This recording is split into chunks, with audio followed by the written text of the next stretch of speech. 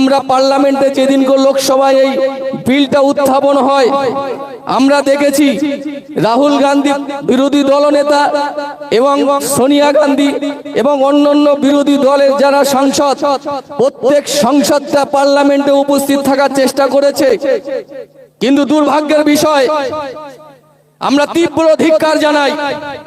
আমাদের পাশেই আমাদের বারাসাতের মাননীয় সাংসদ ডক্টর কাকলি ঘোষ দস্তিদার তিনি উপস্থিত ছিলেন, আমরা তাকে আন্তরিকভাবে সাধুবাদ জানাই।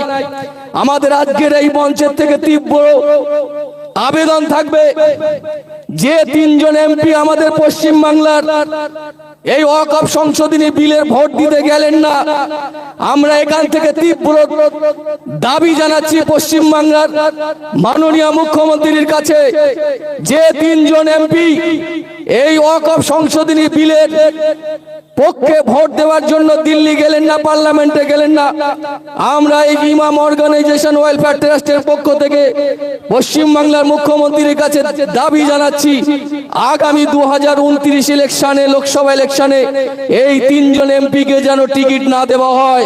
আপনারা মতামত আছেন তো নাকি? কেন তারা ভোট দিতে গেলেন না? কেন গেলেন না? সেকুলারের নাম করে আপনারা ভোট নেন, হিন্দু মুসলিম খ্রিস্টান সবার ভোট নেন।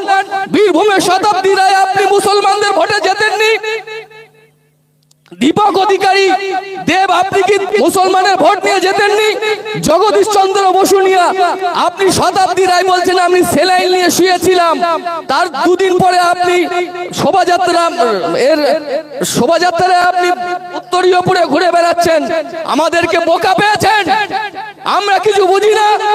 সংখ্যালঘুদের হয়ে যারা কাজ করছে আমরা তাদের অবশ্যই সাধুবাদ প্রশংসা জানাই।